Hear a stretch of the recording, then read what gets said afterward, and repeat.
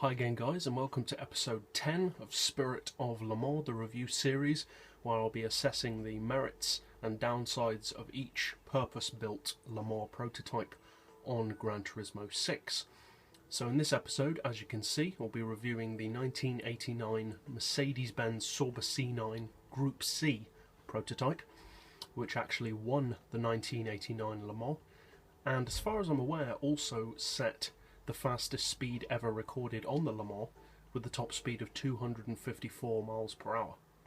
So that's it for the intro. Now let's go straight to the track for the review.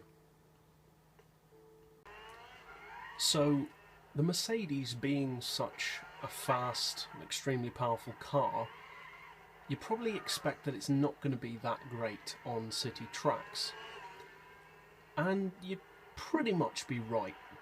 Now, it's not bad on city tracks. It will give you good lap times.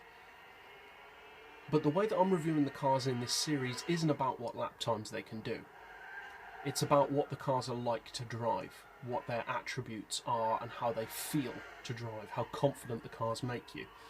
And for city tracks, the Sauber C9, although quick, doesn't feel at home here. You can't use the power, you can't use all that torque, you can't use all that mid and high range acceleration which makes it so good on Sarthe. Now, the low speed handling isn't bad as such. The wheel spin actually isn't as bad as some of the others, so I'm still going to give it a 4 out of 5 for low speed handling, and obviously it's going to get a 5 out of 5 on acceleration because it's one of the quickest prototypes. But overall on city tracks I'm only going to give it a 3 out of 5, because although it is quick, it just doesn't sit well on these types of tracks, and there are other cars which you'll be more comfortable driving, even though they may not necessarily be quite as quick. So that's it for our city track. Now let's go to our moderate speed test track. Now, the Sauber C9 does start to come into its own more on moderate speed, fairly technical tracks such as Ascari.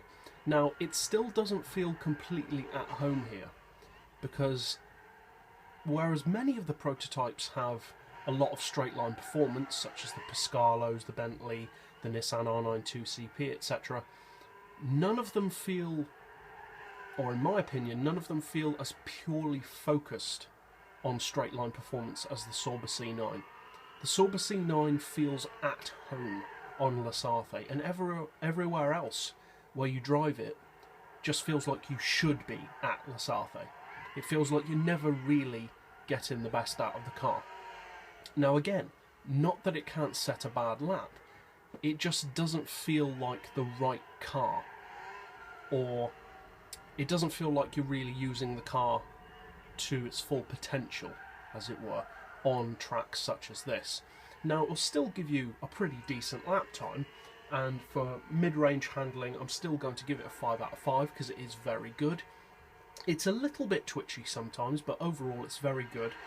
And overall, for technical tracks, I'm still only going to give it a 3 out of 5, because although, as I said, it is quick here, it just doesn't feel right on this track. It feels like you're never really using the car for what it's supposed to be for. Now, for overall drivability, I'm going to give it a 4 out of 5, because if you learn how to use it well, it is a good car, but it doesn't quite get the maximum 5 because it's not as easy to get the best out of it as some of the others. So that's it for our technical track. Now let's finally go to Spa. Now, as we mentioned on both of our other track types, the Sauber C9 is much happier on extremely high speed tracks. Now, as we've mentioned in some of our other review videos in this series, Spa isn't among the fastest of high speed tracks. It definitely is a high speed track, but the straights aren't as long as many of the others, such as Monza, obviously not as long as Sarthe. But the Sauber C9 does definitely feel a lot more at home here than on Ascari or Monaco.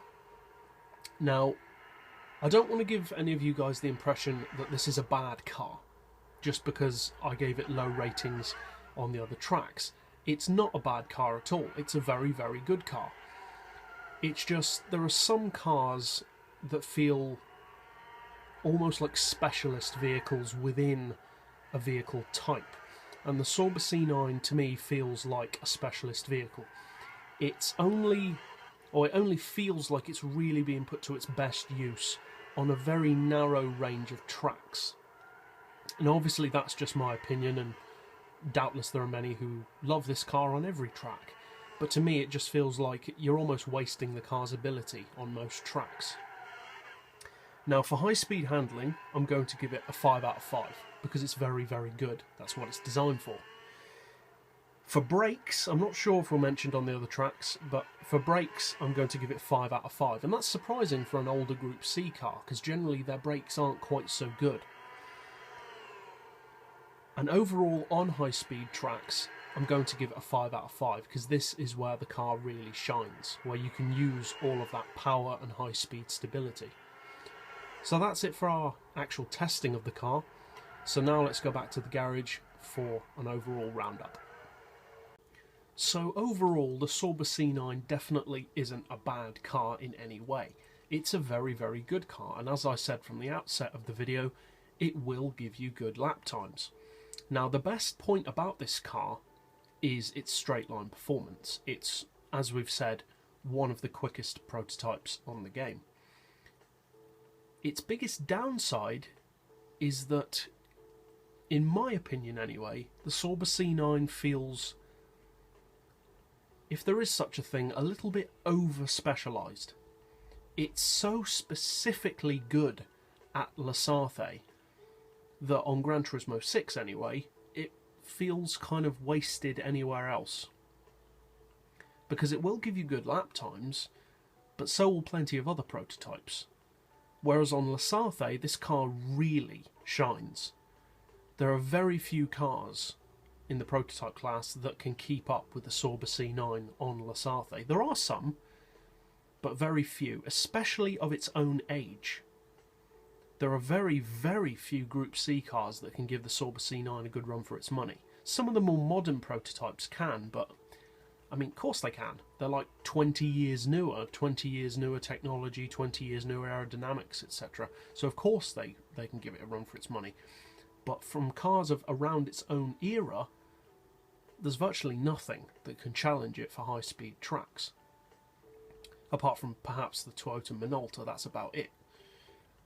So overall, it's a very good car. I suspect most of you guys have probably already driven one before. You probably already own one.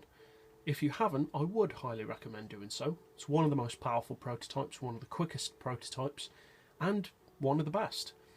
But like with the Nissan R390 that I reviewed a few episodes ago, I would say be very careful where you choose to use the Sauber C9. Because it's not that it will be bad on any particular track, it's just that other cars will be better. Whereas on high-speed tracks, yeah, by all means use it, because it will do you well. So overall, yeah, it's a good car. So, as usual, I'll put in the description the ratings and lap times that this car achieved. And as always, thanks for watching.